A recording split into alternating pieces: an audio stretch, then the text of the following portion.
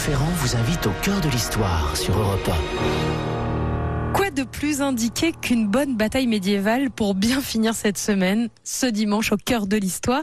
Eh bien, c'est ce que s'est dit Franck Ferrand cet après-midi. Bonjour Franck. Bonjour Anissa, bonjour à tous. Nous allons en effet nous plonger dans le fracas des armes, dans le martèlement des chevaux écumants lourdement caparaçonnés. Nous allons plonger au fort de la mêlée de Bouvines en 1214. C'était du reste un dimanche. Et pour cette émission, vous recevez l'historien Dimitri Casali. Eh oui, Dimitri Casali, à qui j'ai proposé de nous rejoindre. Il est, vous le savez, un petit peu l'incarnation en France de ce que certains appellent l'histoire bataille. Moi, j'estime que c'est très important, l'histoire bataille, et Dimitri aussi, du reste.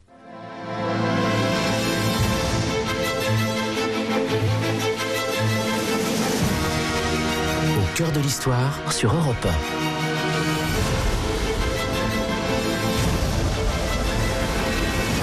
Franck Ferrand. C'est une des images les plus marquantes de la guerre médiévale, un moment suspendu dans la mémoire des hommes, deux armées gigantesques qui sont là, qui se font face sur environ 3 de nos kilomètres, les premières lignes à quelques pas de distance l'une de l'autre. On dit que les soldats pouvaient sentir le souffle de ceux de l'autre camp, vous imaginez ça? Et sous un soleil de plomb, ça ne nous dépayse guère, nous sommes sur le plateau de Bouvines. On trouve un écho de ce tableau fascinant dans la chanson de Roland, composée à cette époque. Les armées sont nombreuses. Je vous en livre une traduction moderne, bien sûr. Leurs batailles sont belles. Les batailles sont ce qu'on appellerait nous les régiments ou les bataillons. Il n'y a entre elles ni collines, ni valles, ni tertres, ni forêts, ni buissons. Aucun refuge où se cacher. Les deux armées se voient de près à découvert. Vaste est la plaine et large la contrée. Les aumes brillent couverts de gemmes et d'or. Le jour est clair et le soleil luisant. Les armées sont belles, immenses. Leurs bataillons, c'était pour des armées de Charlemagne qu'on a écrit ces vers, mais en vérité, ça irait très bien pour évoquer celle de Philippe Auguste. L'un des grands historiens de cette bataille décisive, mort dans des circonstances tragiques en 1941, c'était Antoine Adingue, bien entendu. Il décrit ce moment, cet arrêt sur image de l'histoire, je le cite, « Aucun nuage au ciel, pas un souffle, pas un bruit, pas une ombre, tout l'accablement du milieu de l'été et du milieu du jour. Rien ne bouge. L'eau dort dans la torpeur des marécages. La chaleur a figé les blés mûrs. Nul oiseau dans l'air étouffant. Sur la terre muette et prostrée, dévastée comme aplanie sous la pesanteur du soleil.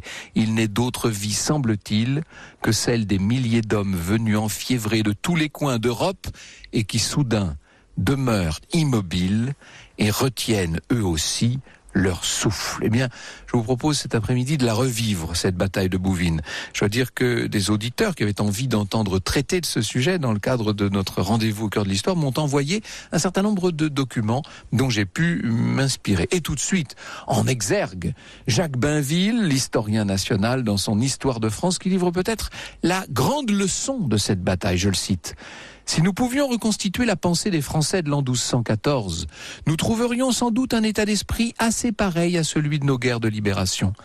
L'invasion produisait déjà l'effet électrique qu'on a vu par les volontaires de 1792 et par la mobilisation de 1914. Devant le péril, Philippe Auguste ne manqua pas non plus de mettre les forces morales de son côté. Il avait déjà la plus grande, celle de l'Église, et le pape Innocent III, adversaire de l'Empire germanique, était son meilleur allié européen. Philippe Auguste en appela aussi à d'autres sentiments. On forcerait à peine les mots en disant qu'il convoqua ses Français à la lutte contre l'autocratie et contre la réaction féodale complice de l'étranger.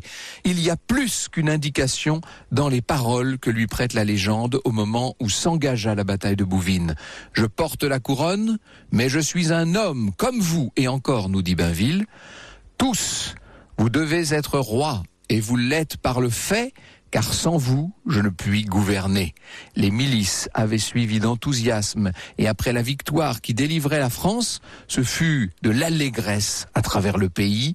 Qui oserait assigner une date de naissance au sentiment national? On n'oserait pas, monsieur Bainville, mais si c'était cependant le cas, on retiendrait volontiers cette date du dimanche 27 juillet 1214. Il faut peut-être que je commence par revenir sur le cadre dans lequel cette fameuse bataille s'est déroulée. s'écrouler. Le roi d'Angleterre, Jean Santerre, on en a parlé maintes fois ici, c'est le petit frère de Richard Cœur de Lion, vous savez, le méchant de la légende de Robin des Bois, qui est aussi duc d'Aquitaine.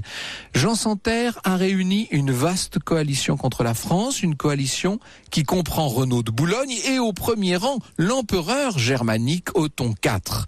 Philippe Auguste, qui en Flandre ne contrôle plus que Cassel et Douai et qui se voit partout tailler des croupières, Philippe envoie son fils Louis, donc le futur Louis VIII, sur la Loire, et quand il apprend sa victoire à la Roche-aux-Moines, alors aussitôt, il décide de prendre l'initiative à son tour avant l'arrivée des renforts germaniques d'Othon. Mi-juillet, Othon installe son camp à Valenciennes, et bien le 26, Philippe Auguste plante l'oriflamme de Saint-Denis à Tournai. L'empereur ne reste pas immobile, il place ses garnisons près de celles du roi de France, qui lui se replie du côté de Lille. On peut se dire que l'os de France va fuir. Non, non, non, non. L'os de France va faire volte-face. C'est Henri Martin qui maintenant raconte, on les aura tous cités. Le roi s'était désarmé et se reposait un peu sous l'ombrage d'un frêne lorsqu'arrivèrent des messagers de l'arrière-garde criant que l'ennemi venait. Le roi, après une brève oraison à notre Seigneur, se fit armer hâtivement, saillit sur son destrier en aussi grande liesse que s'il dût aller à une noce ou à une fête, et lors commença-t-on de crier parmi les champs « Aux armes, baron, aux armes !» Comme l'oriflamme tardait, on ne l'attendit point, et le roi partit à grande course de cheval et se plaça à la première ligne, séparé des ennemis par une petite élévation de terrain. Au cœur de l'histoire sur Europe 1. Europe 1, au cœur de l'histoire. Franck Ferrand. Nous sommes au cœur de l'été 1214 cet après-midi. Le roi Philippe Auguste fait face à une alliance qui regroupe notamment le roi d'Angleterre et l'empereur germanique. Alors comme vous nous l'avez dit juste avant la pause, Franck, les deux armées se sont placées l'une face à l'autre et la bataille décisive s'apprête à commencer. Alors avant que vous nous la racontiez, cette bataille, j'ai quand même une petite question à vous poser. À quoi ressemble une armée comme celle de Philippe Auguste ? Vous savez, on est à la fin de cette période des croisades et l'art militaire en a forcément été marqué. À cette époque, les chevaliers sont devenus des éléments essentiels des combats. Il faut les imaginer en armure, sur leurs chevaux caparaçonnés. Ils sont moins lourds néanmoins qu'ils le seront plus tard. On verra ce que ça donnera dans la boue de Crécy et sur la terrible plaine d'Azincourt, bien entendu. Mais néanmoins, ce sont des hommes d'armes quasiment irrésistibles. Comment voulez-vous les contrer ? L'infanterie, qui n'est pas encore très mobile à l'époque, peut compter sur des pics qu'on plante dans le sol, ce qui permet de tenir les positions. Ça fait, si vous voulez, comme des espèces de murailles mobiles qu'on fiche sur le champ de bataille. La force de la piétaille, disait Georges Duby, réside dans sa cohésion. On peut dire des fantassins qui sont en quelque sorte un peu comme le bouclier des chevaliers. Et parmi les chevaliers, vous avez différents rangs. Vous avez d'abord les grands barons, qui sont les chevaliers au sens propre, mais aussi un certain nombre de cavaliers qui sont là pour faire masse et pour harceler les troupes ennemies. Ils jouent un rôle absolument décisif dans l'engagement d'armes. Alors, comment est-ce que tout cela s'organise à Bouvines ? C'est ce qu'a étudié dans le plus grand détail Georges Duby dans son livre célèbre Le Dimanche de Bouvines.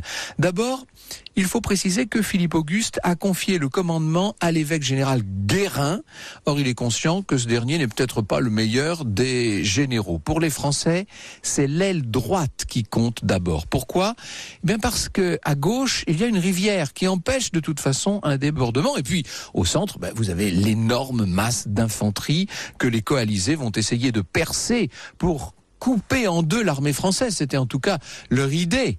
En revanche, il est possible d'aller contourner tout cela par l'Est, puisque nous combattons, en allant du sud vers le nord. Ce sont, entre parenthèses, les ennemis qui ont le soleil dans l'œil. Alors ça peut paraître un petit détail dit comme ça, mais ça compte considérablement dans les circonstances tellement difficiles d'une bataille. Tous les facteurs sont à prendre en compte. Donc, on a mis l'accent sur l'aile droite des Français afin de tenter un débordement pour les prendre à revers. Ce qui est notre chance principale parce que, disons-le, les Français sont en forte infériorité numérique. En revanche, ils ont, et ils l'auront presque toujours, ça finira même par se retourner contre eux, mais ils ont l'avantage d'une chevalerie très puissante. On va donc utiliser pour lancer les choses ces cavaliers, ces espèces de sergents à cheval, si vous voulez, des cultivateurs recrutés dans la vallée de l'Aisne pour une grande partie d'entre eux, qu'on envoie, disons-le, un petit peu au casse-pipe, comme nous dirions-nous aujourd'hui. On les envoie à la boucherie. Adingue parle de l'assaut du pot de terre contre le pot de fer, mais c'est un peu ce qui s'est passé. D'ailleurs, les chevaliers qui sont en face, quand ils les voient arriver, montrent une immobilité dédaigneuse. Oh, ben ce sont des mouches, n'est-ce pas? On va les écraser. Et d'ailleurs, ils vont presque tous les démonter, simplement en éventrant les chevaux au passage. Voilà comment on procédait. Mais comme ces cavaliers n'ont pas été trop lourdement armés, ils peuvent néanmoins continuer de se battre à pied une fois leur cheval tué sous eux, et ils vont faire là un travail extraordinaire. Pendant ce temps-là, Othon, lui, a déclenché au centre la fameuse attaque de l'Ost, de l'armée française. Son infanterie avance à petits pas. On peut dire de ces soldats qu'ils sont nettement plus nombreux, même s'il est difficile de savoir quel a été leur nombre exact. Il y a des fantassins d'Allemagne, de Flandre, de Lorraine. Est-ce qu'ils sont deux fois et demi, 3 fois plus nombreux que les communiers de France qui ont le plus grand mal à leur résister? C'est très difficile à dire. Et bien sûr, notre front s'ouvre. Le coin s'enfonce littéralement dans les lignes françaises. C'est un peu comme l'étrave d'un navire qui viendrait comme ça fendre les flots. L'idée des coalisés est aussi d'essayer de prendre possession du roi de France. Il faut toujours, dans une bataille médiévale, et à cette époque plus que jamais, il faut arriver à saisir le chef. Voilà l'objectif, sauf que certains barons de la coalition vont se distraire de cette mission initiale, de cet objectif, et ça, ce sera pour la France une grande chance. Il ne faut pas oublier en tout cas l'incroyable violence de combat dont on peine aujourd'hui à se figurer la dureté. Ce sont des chocs d'une violence invraisemblable. Lorsqu'on se trouve au cœur de la mêlée, on voit partout gicler le sang. N'imaginez pas, bien sûr, un petit engagement de guerre en dentelle. Cela dit, la guerre en dentelle a été bien sanguinolente aussi, mais ça, c'est un autre sujet. On a retenu de Bouvines ces gourdins ferrés, ces massues couvertes de métal à leur extrémité, mais il faut aussi tenir compte des piques qui sont là pour tenir, vous l'aurez compris, puisqu'elles piquent des deux côtés, si je puis dire, mais aussi, bien sûr, pour harponner les cavaliers. Et puis, il y a les haches qu'on fait tournoyer en tous sens, et qui généralement ont pour grand mérite de faire le vide autour d'elles. Et puis, les grandes épées qui font littéralement miroiter le champ de bataille sous le soleil de plomb de Bouvines. Au cœur de l'histoire. Franck Ferrand. Franck, vous nous parlez cet après-midi d'une grande bataille médiévale, celle de Bouvines. Nous sommes arrivés au moment essentiel où se déroule la scène tellement fameuse, si l'on peut dire d'une certaine manière, le sommet du drame de Bouvines. Je vous raconte ça en reprenant les termes mêmes d'Adingue qui l'a si bien décrite. En 7 minutes va se jouer avec la vie du roi le destin du royaume. À peine Philippe a-t-il pénétré dans la masse impériale que 1000 fantassins l'enveloppent et le séparent de sa suite. L'épée royale se relève et s'abat inlassablement, mais les longues piques se croisent devant le destrier. D'autres cherchent à harponner le roi pour l'arracher de sa selle. Un routier réussit à l'agripper par le cou en engageant son crochet entre le capuchon d'émail et le haubert. Là, ça devient extrêmement dangereux, bien entendu. L'homme tire, ses camarades tirent avec lui. Philippe se cramponne, mais son cheval perd l'équilibre, trébuche, s'abat. Le roi gîte à terre. Et là, on se dit, ça y est, c'est fini, ça paraît plié cette affaire. La bataille va enfin toucher à son terme. Je poursuis. Une nuée de ribauds se rue sur son corps comme des loups sur une proie blessée. Les dagues, les poignards, les couteaux fouillent le tissu d'acier pour trouver la fissure par où entrer dans la chair. C'est la curée. Ses fidèles ont vu le mortel périr Et les voici. Pierre Tristan saute à terre. Il saisit à bras-le-corps les ribauds qui tiennent le roi à la gorge. Au risque de piétiner le souverain, Montigny pousse son cheval pour en faire un rempart. D'une main, il écarte les piques flamandes. De l'autre, il agite désespérément la bannière fleur-de-lysée. Les cavaliers demeurés en arrière fendent la presse pour venir au secours. De tous côtés s'élèvent des cris d'appel au bon chevalier qui combat plus loin sans deviner ce qui se passe derrière lui.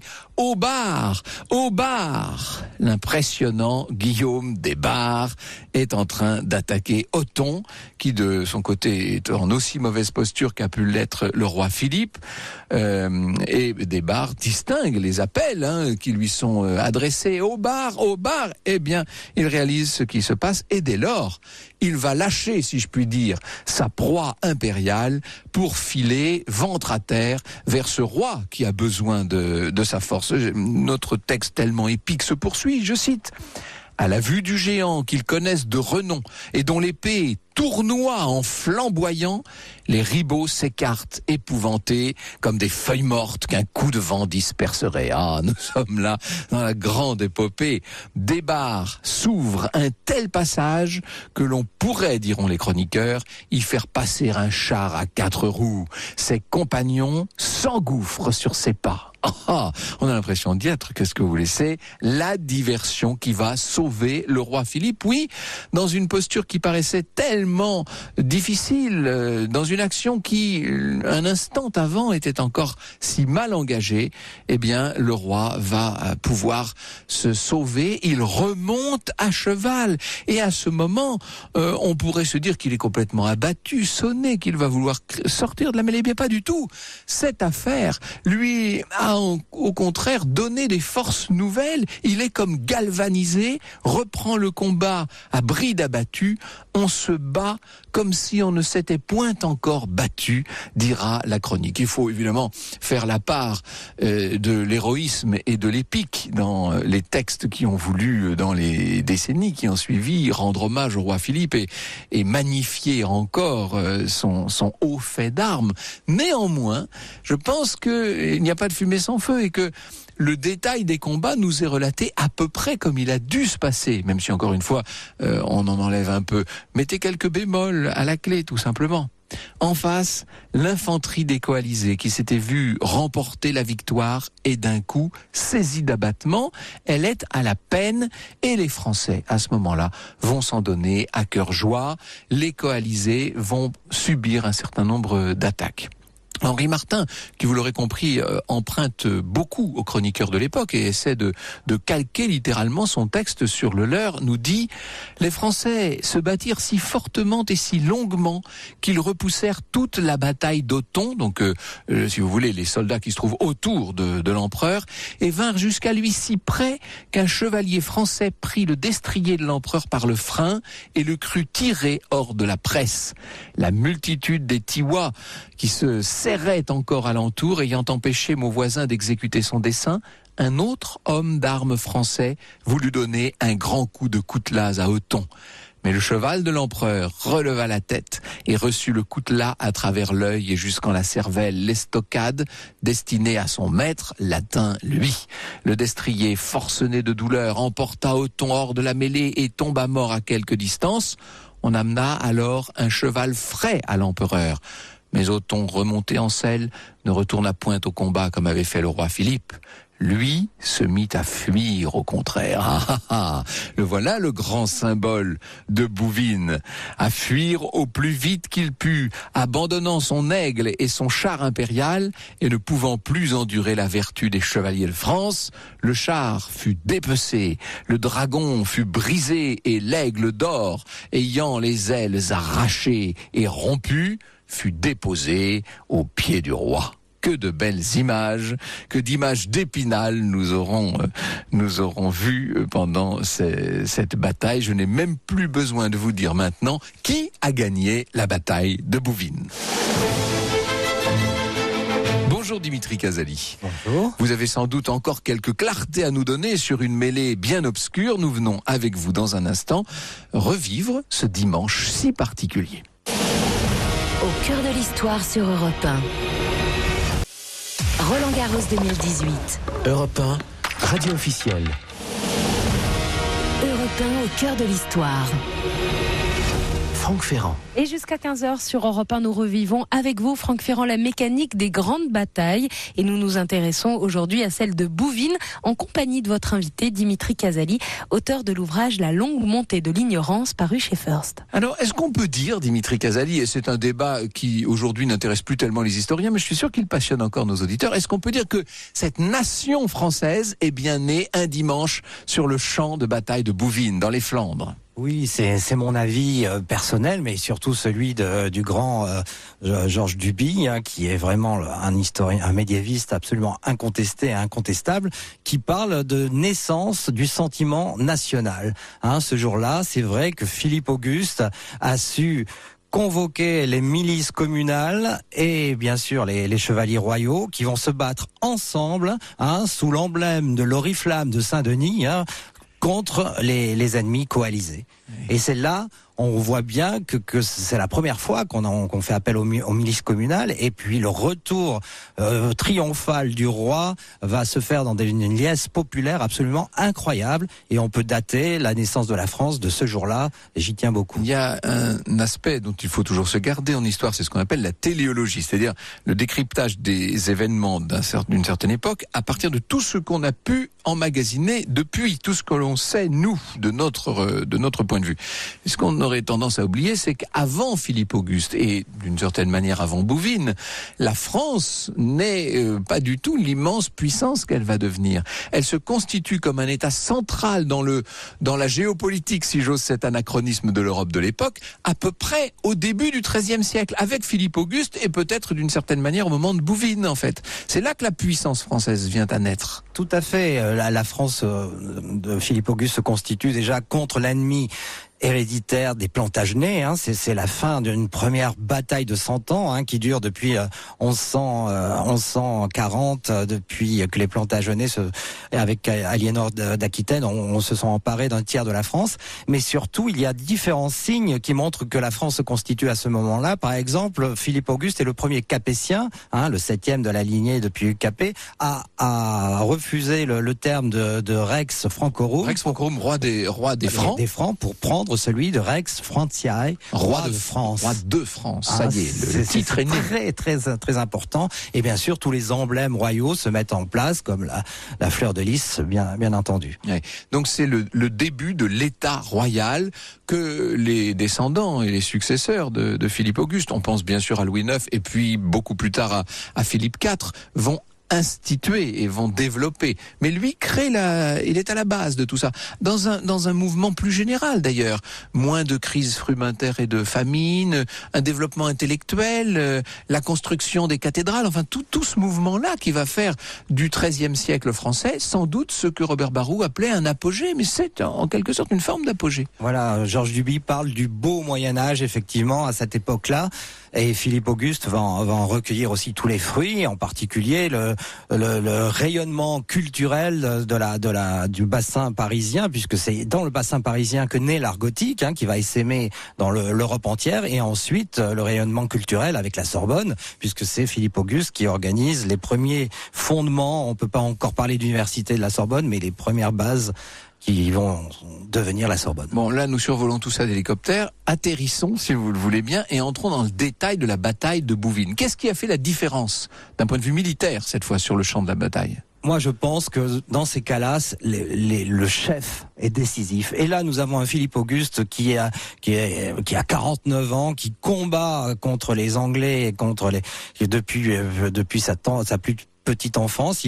C'est un chef, un stratège abouti, et il sait mener sa troupe au combat. Ça, c'est une vérité première. Et ensuite, il dirige une cavalerie française qui est à son apogée, puisque par la suite, malheureusement, on va le voir avec la guerre de 100 ans, la cavalerie française sera complètement dépassée. Mais là, c'est vraiment l'apogée. Et on peut dire qu'à l'époque, les chevaliers français sont les meilleurs tournoyeurs de toute l'Europe occidentale. Tournoyeurs, il faut expliquer. Voilà, dans les tournois, effectivement, les grands chevaliers allaient de ville en ville pour faire des compétitions, et le plus grand de l'époque est Guillaume le Maréchal, effectivement. Nous avons vu que ces chevaliers sont entourés eux-mêmes de cavaliers. Ils sont précédés de fantassins qu'on a toujours tendance à oublier sur les champs de bataille médiévaux, mais qui jouent un rôle important. Et là, en l'occurrence, les fantassins du roi de France ont tenu à Bouvines. Hein. Ont tenu, d'autant plus que ce sont souvent ces milices communales qui viennent de villes comme Abbeville. Abbeville a pratiquement mobilisé 1500 hommes miliciens pour le roi. On voit bien qu'il y a un effort national ce jour-là. Et ces miliciens sont parfois armés de simples faux, de grandes faux, qui vont s'en servir pour couper les pattes aux chevaux. Donc ça va. Mais ils vont tenir. Mais surtout la stratégie du roi est en place, puisqu'ils vont se saisir les ailes, l'aile droite et l'aile gauche de l'hoste royal va enfoncer littéralement l'ennemi et va pouvoir se retourner contre le centre tenu par Othon IV. Est-ce que vous pensez qu'on peut parler d'une cohésion du côté du roi de France face au caractère plus composite de la coalition qui l'affronte? Oui, tout à fait, puisqu'il y a vraiment il y a à la fois l'armée du Saint-Empire romain germanique, qui est à l'époque considérée comme la première grande puissance. Ensuite, il y a les Anglais de Jean Santerre, enfin le frère du roi, puisque Jean Santerre n'est pas là. Et enfin, il y a le comte de Boulogne et le comte de Flandre. Les Flandres étant une des puissances militaires de l'époque. On voit bien que cette armée composite, qui n'a pas de commandement unifié, est en perte et rapidement enfoncée. En plus, c'est vrai que l'enfoncement des ailes va se faire rapidement et va donner cet avantage aux Français. Oui. Sur un champ de bataille que l'on peut voir toujours. Il faut toujours aller in situ. Je trouve que c'est très intéressant. Et on est généralement frappé lorsqu'on parcourt les champs de bataille, notamment du Moyen-Âge, du caractère relativement exigu dans lequel s'inscrit la bataille. Or, cette bataille, c'est un moment de vérité. Je plaisantais un peu tout à l'heure en disant que vous étiez le chantre de l'histoire bataille dans notre beau pays. Et ça énerve beaucoup un certain nombre d'historiens, ça bien sûr, qui ont relégué la bataille au rang des vieilles lunes, mais qu'on le veuille ou non, la bataille, c'est l'instant décisif, c'est le moment de basculement, c'est l'heure de vérité dans une époque historique donnée. Tout à fait, et en particulier au Moyen-Âge, où les batailles de l'époque sont considérées comme des jugements de Dieu. Et ce jour-là, effectivement... C'est Lord Dali.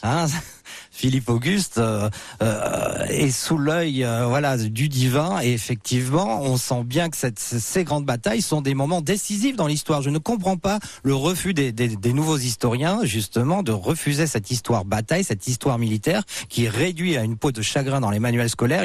Elle n'existe pratiquement plus, alors que ce sont des moments de rupture fondamentale. On le voit très bien avec Bouvines, qui va lancer la France. Avec Bouvines devient la première puissance de tout l'Occident, il faut le redire. Et enfin, toutes les autres batailles que sont...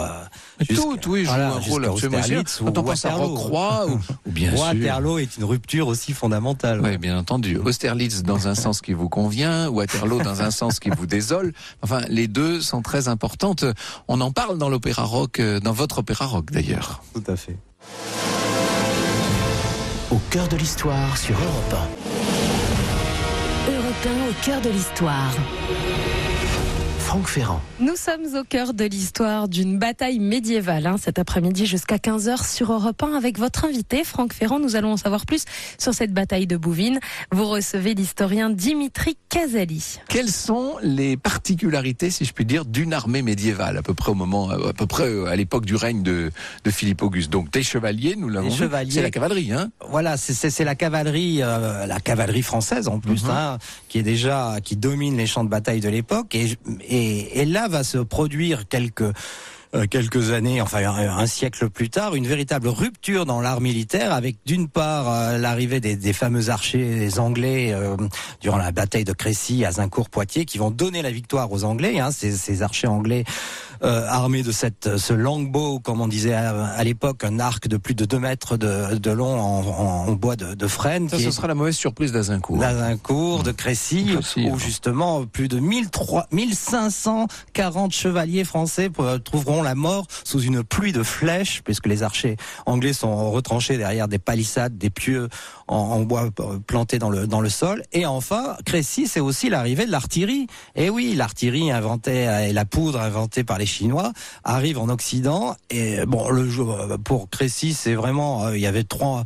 bombardes, dont l'une explosa. Évidemment, ce qui est fort avec Bouvines et Philippe Auguste, c'est qu'on en est encore totalement dans le règne de l'arme blanche. De l'arme blanche. Les grandes épées, les haches, dont on a tendance parfois à oublier le caractère terrible, puisqu'elles semaient l'effroi littéralement sur le champ de bataille, les masses d'armes, les grands bâtons ferrés, enfin tout ce qui pouvait évidemment faire du mal, mais ce sont des armes blanches, c'est encore la force humaine qui est à l'œuvre. On n'utilise pas encore la poudre, et pour cause, elle est connue en Chine, mais pas en Occident. Donc il n'y a pas encore d'artillerie, évidemment. Absolument, et là, c'est l'intérêt de la bataille de Bouvines aussi, ce sont... À l'époque, on se bat. L'honneur est avant tout, perdre son honneur, c'est se faire prisonnier. Parce qu'à l'époque, il était intéressant pour la piétaille de faire prisonnier donc les nobles et de demander une forte rançon par la suite. Donc c'est vrai que souvent ils étaient épargnés.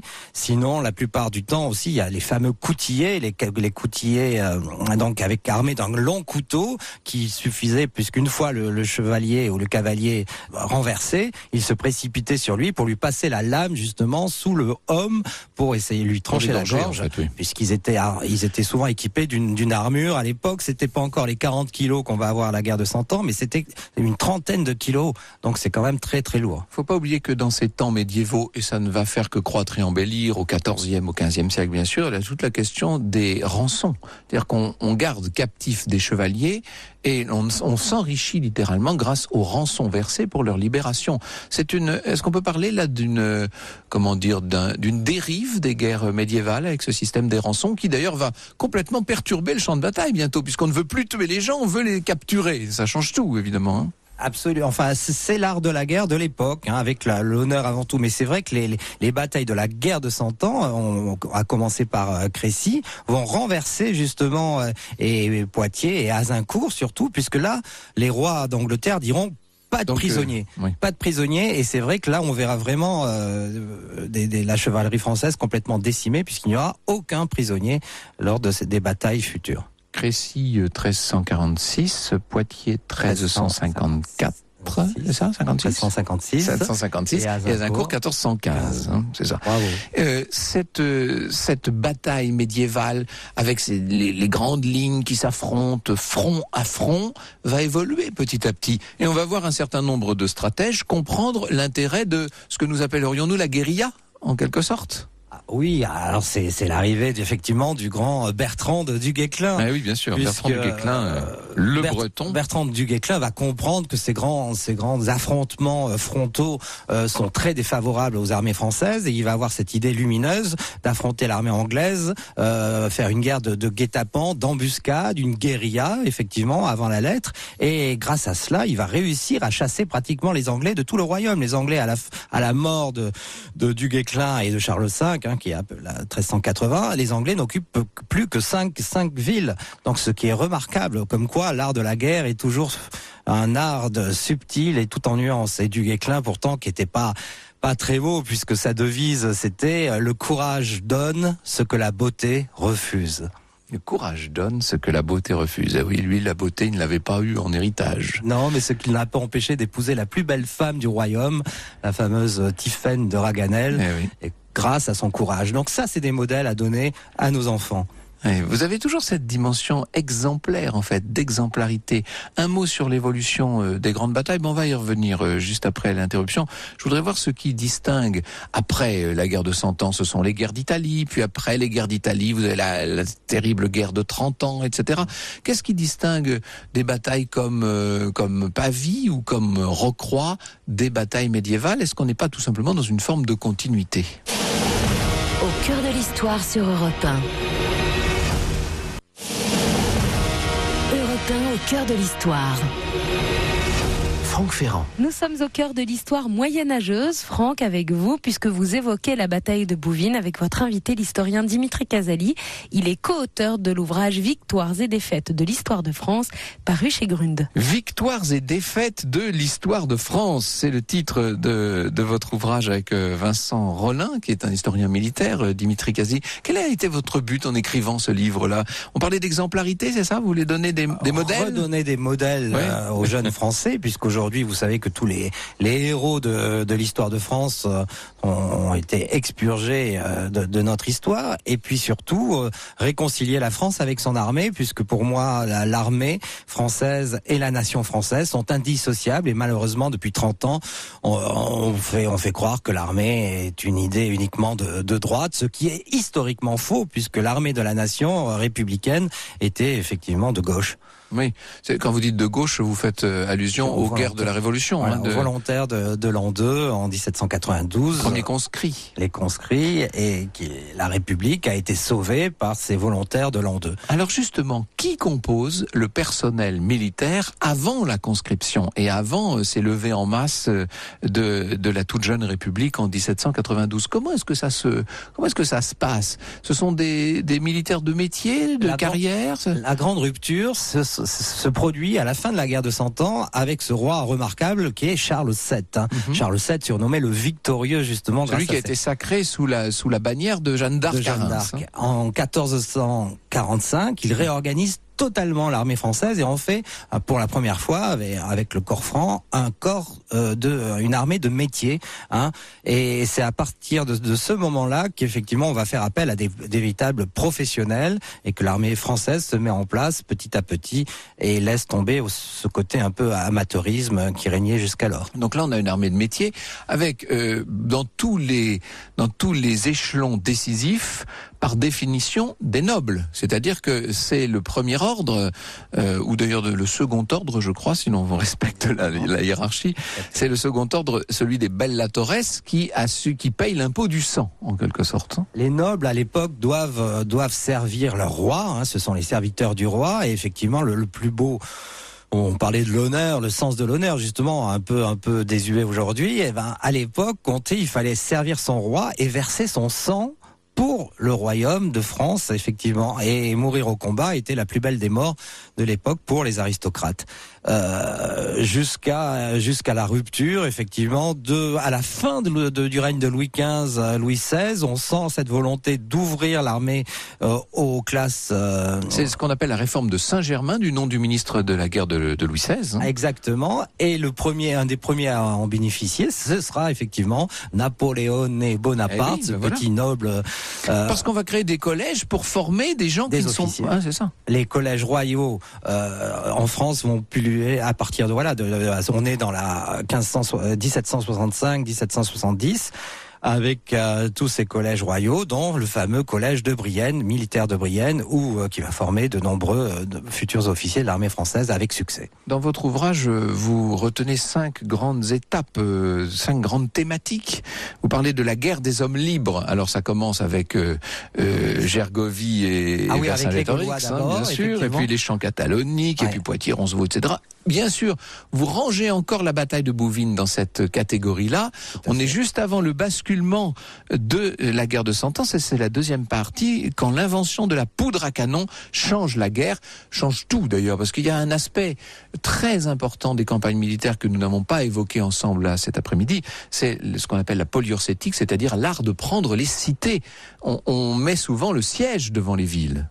Absolument, on le voit avec le siège de Calais, le fameux siège de Calais où ils vont résister. Édouard III contre les pauvres Calaisiens, que Philippe VI de Valois n'arrive pas à secourir.